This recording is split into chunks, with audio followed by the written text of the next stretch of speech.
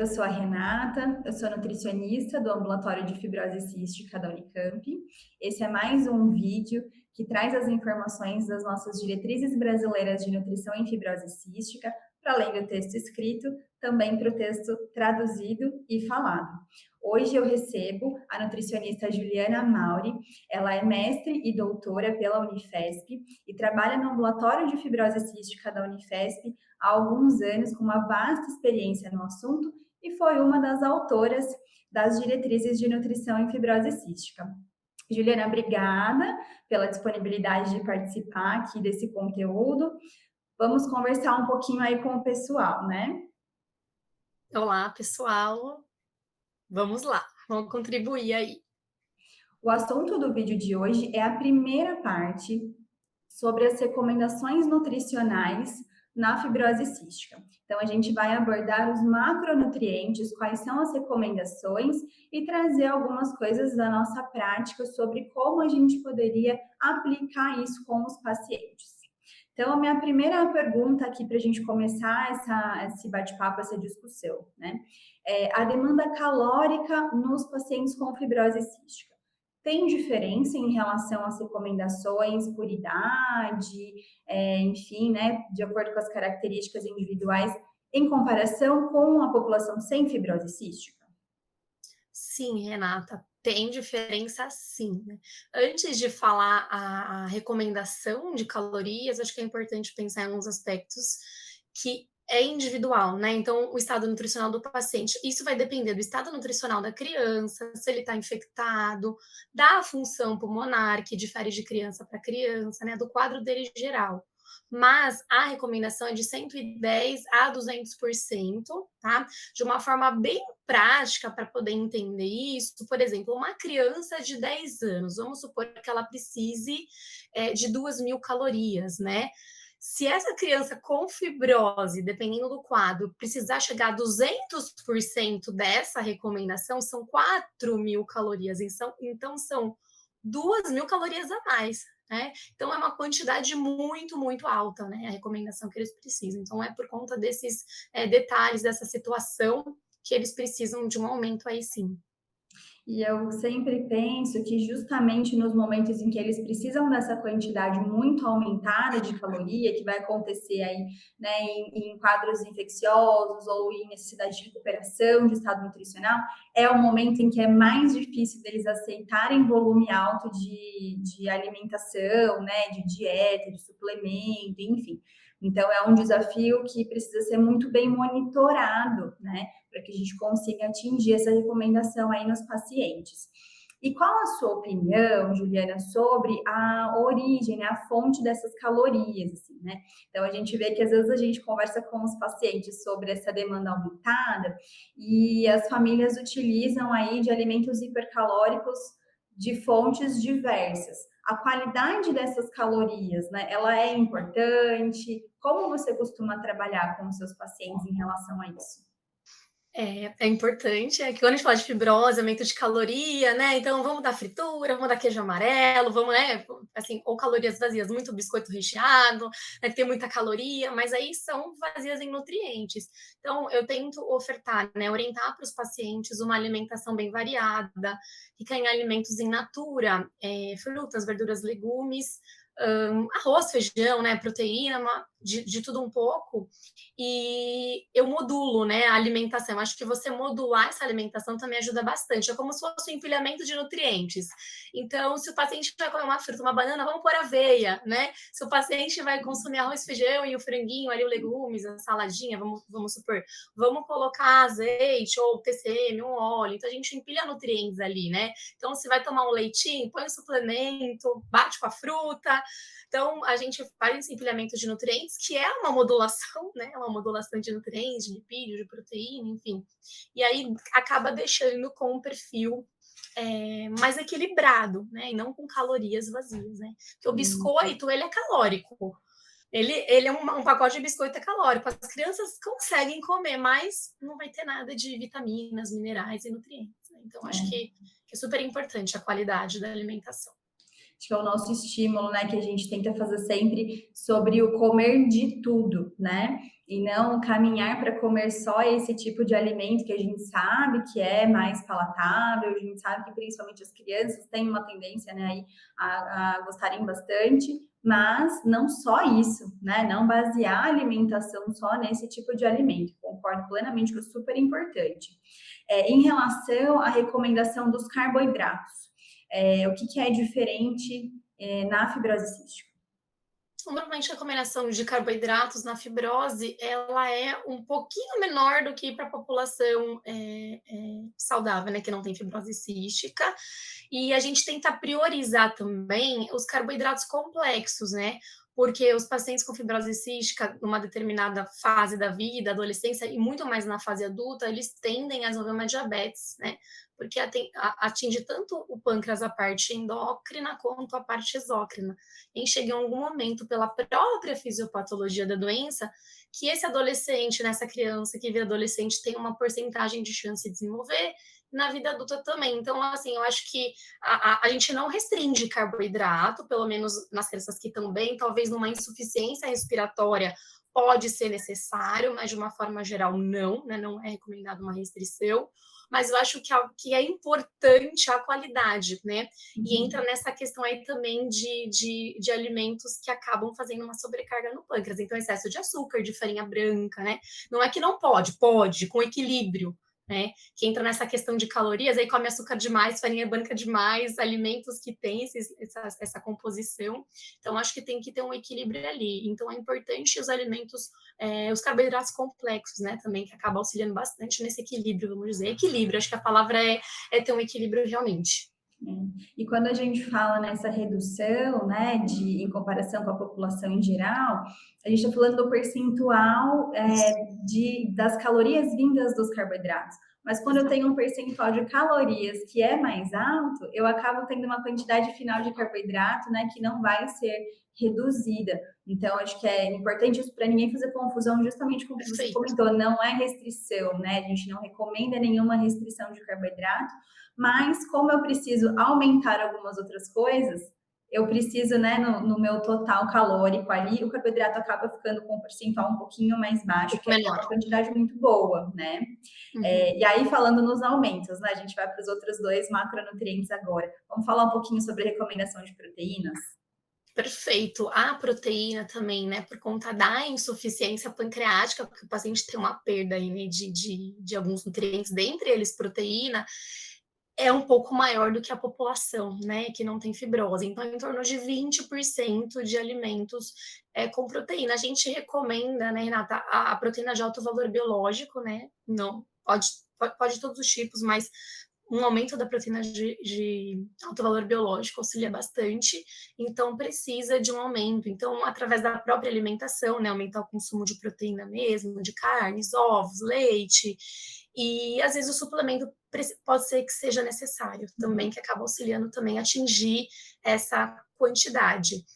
Quando a gente fala em proteína e carboidrato, na minha prática clínica, eu não tenho tanta dificuldade em atingir, mas a gente já falou de um próximo nutriente que eu acho que eu tenho uma dificuldade maior na minha prática em atingir essa quantidade. Mas a proteína, eu acho que assim, é tranquilo, sabe? É tranquilo atingir essa necessidade, essa recomendação que o paciente com fibrose precisa. Eu acho que às vezes uma dificuldade que pode ser que a gente encontre é porque a proteína é o nutriente mais caro, né, da dieta. Então, dependendo da condição social do paciente, pode ser que a gente tenha algum problema aí, mas de um modo geral, a cultura alimentar, né, acredito que de todas as regiões aí do Brasil, comportam fontes de proteína, né, com uma boa frequência. E aí a gente tem que sempre avaliar, eu concordo muito que às vezes a gente acaba precisando usar o suplemento, né, para atingir, ajudar nesse aporte proteico, e que não é o nutriente mais difícil da gente atingir, né? E já o próximo é o que eu tenho mais dificuldade, né? Então, dos lipídios, das gorduras, né? Então, como é que fica a recomendação para esses pacientes?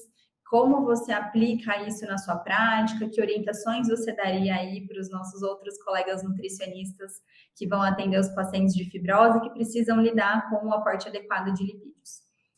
Então, os lipídios é de 35 a 40%, né? Quando a gente fala assim, parece que é muito fácil, né? Como eu faço às vezes cálculo de cardápio, né? Mas de doutorado eu precisei fazer muitos cálculos e ali eu enxerguei a dificuldade que é chegar nesses 35, 40% de recomendação de lipídio, né? Não é fácil.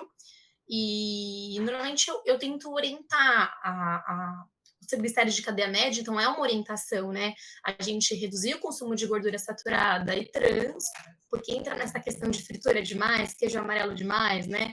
Esses alimentos que são em gorduras saturadas, então a gente tenta evitar, seria o ideal, na verdade, né? E aumentar os outros tipos de gorduras. Então, as poliinsaturadas, as monoinsaturadas, né, Renata? Então, é importante. O azeite de oliva extra virgem, por exemplo, ele é um óleo, né? Um azeite que ele tem bastante quantidade de gordura mono. Ele é um dos que mais tem, na verdade. E aí eu queria só falar do óleo de coco, que é meio polêmico, gente, isso, mas acho que é válido falar aqui, que ele é bacana, mas ele tem muita gordura saturada, né? Saiu um posicionamento de gordura, acho que se não me engano foi ano passado, né? O retratado atualizado foi ano passado, 2021, mostrando uma tabela com vários tipos de gordura. Então, banha, manteiga, azeites, óleos, né? Os óleos de soja, canola, milho, girassol, são óleos, né? Perdão, que são bons nutricionalmente, desde que a gente não coloque para aquecer, né? Que às vezes você faz fritura de imersão quando você aquece, essa gordura boa ela se transforma numa gordura ruim, né? Saturada. Então, a propriedade melhor, né? A ação melhor desses óleos e do azeite é quando eles estão in natura, né? Na forma dele natural mesmo. Então, é bem desafiador. E o óleo de coco que eu estava falando, só para lembrar, a gente acaba se enganando. Por que eu falo? Porque eu venho com muita mãe para mim falando, ai, Juliana, vamos pôr de coco, né? Vamos aumentar, tem várias propriedades, enfim. Tem, mas ele tem muito saturado. Então, esse posicionamento de gordura veio mostrar pra gente que realmente o excesso pode ser não tão desafiador, não tão bom, né? Não tão saudável quanto às vezes as famílias imaginem. Sim, e uma confusão que eu fico sempre muito atenta para os pacientes não fazerem, né, para os familiares não fazerem, é que culturalmente a gente escuta muito que gordura é ruim, né, que gordura pode fazer mal. E aí, de repente, a gente tem uma criança, tem um bebezinho que está consumindo ali, começando a consumir alimentos, e a gente orienta os acréscimos de gordura, né? A gente orienta a dieta mais hiperlipídica. E a família às vezes fica preocupada sobre, mas será que isso está certo, né? Será que pode? Com medo disso fazer mal, né? Então a gente precisa ficar atento a isso, porque faz parte da nossa cultura entender que gordura não é tão interessante para a alimentação. Primeiro que é para todo mundo, né? Ninguém deve fazer restrição no consumo de gordura, acho que é trabalhar a qualidade, mas lembrar para essas famílias que é uma demanda específica para os pacientes com fibrose cística, que eles precisam dessa gordura aumentada, né? Tanto ali pela perda que a gente vai ter na insuficiência pancreática, quanto pelo metabolismo ali mesmo, que tem uma demanda calórica, como a gente já citou, um pouquinho mais alto, né?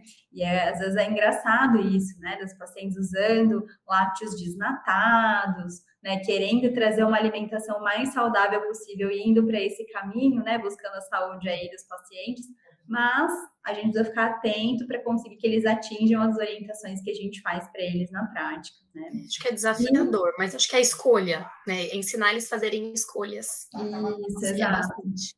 Às vezes o nosso trabalho, né, envolve lá ensinar a ler rótulo, ensinar a interpretar as informações, né? Eu acho que é um trabalho que é muito importante da nossa parte, assim, né?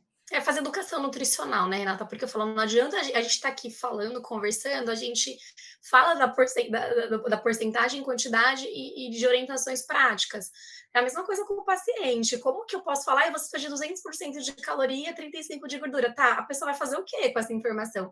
Então, acho que é o papel do profissional, né, da gente como nutricionista, orientar essa família, dar uma educação nutricional, explicar como funciona, dar orientações práticas e que ele possa colocar na vida no dia a dia, né? E não números, porque aí ele não consegue seguir as nossas orientações. Então, a gente tem que deixar de uma forma mais fácil e melhor, para ele aderir melhor também ao tratamento. Não, perfeito. E sobre fibras, como é que fica a recomendação? Então, as fibras, elas têm a quantidade igual da população geral, a gente não faz restrição, nenhum aumento, né? Eu acho que é incentivar o consumo de alimentos que têm fibra, porque às vezes, como a gente trabalha com uma população pediátrica, né, muita criança e adolescente, a gente tem uma fase de seletividade alimentar com essas crianças, né? Na fase pré-escolar, escolar, eles começam a de repente consumir menos verduras, menos frutas, menos legumes, isso pode impactar numa redução, né, do consumo de fibras. Mas acho que orientar a própria alimentação variada, equilibrada, é uma ótima saída. E assim, suplementar fibra, a gente não tem nenhum artigo, nada relevante que mostre a necessidade de se fazer suplementação, né, com fibra. Então, a gente não faz, mas tem que avaliar caso a caso, né, Renata? Acho que é importante avaliar caso a caso. Não, com certeza, eu acho que fibra é um nutriente que falta para muitas pessoas, né? Que está presente em alimentos que muitas vezes as famílias não têm por hábito o consumo regular. Então, a gente tem um agravante na fibrose cística, que é a presença de constipação um pouquinho mais frequente também, né, do que na população em geral, e que a gente precisa cuidar, a gente precisa prevenir. Então, é adequar, né, para fazer essa prevenção, até para ajudar no tratamento dessa constipação, junto com a hidratação, né, senão a gente pode até piorar um pouquinho aí o quadro, mas é um nutriente que eu considero bem desafiador, assim, para a gente conseguir, ainda que não tenha essa necessidade aumentada, mas é um nutriente que exige um desafio aí de mudança de hábito, né, de mudança de tipos de alimentos que a família adquire, tem a prática de consumir. Então, é mais um alerta aí para gente na hora de orientar os pacientes. Sim, né? Renata, só um ponto que eu lembrei aqui agora, eu acho que uma estratégia muito bacana que depois você conta pra gente aqui se você faz isso também. Receita, eu trabalho com muita receita. Eu acho que receita, sabe, de soufflé de espinafre ou um legumes diferente, né? Então, para mudar um pouco, não, eu sei que precisa de natura melhor para a criança aprender o gosto, né, daquele legume e entender o que é o que. Mas você ele fazer uma receitinha diferente para introduzir aos poucos também é uma opção bacana, né? Tem bastante receita legal de sem dúvida, e até porque alimentos. a gente consegue mais caloria, né? Mesmo Também, dá para vegetais, incrementar. né? A gente também consegue mais Sim. caloria. Então, acho que é uma combinação perfeita, uma prática que tem que acontecer aí com todos os pacientes realmente. Bom, sobre os macronutrientes, acho que era esse o nosso recado. Eu agradeço mais uma vez a presença da Juliana. Convido a todos que estão assistindo esse vídeo a acompanharem toda a nossa série de vídeos sobre as diretrizes brasileiras de nutrição e fibrose cística e o nosso próximo vídeo que será sobre as recomendações nutricionais dos micronutrientes. Obrigada. Até a próxima!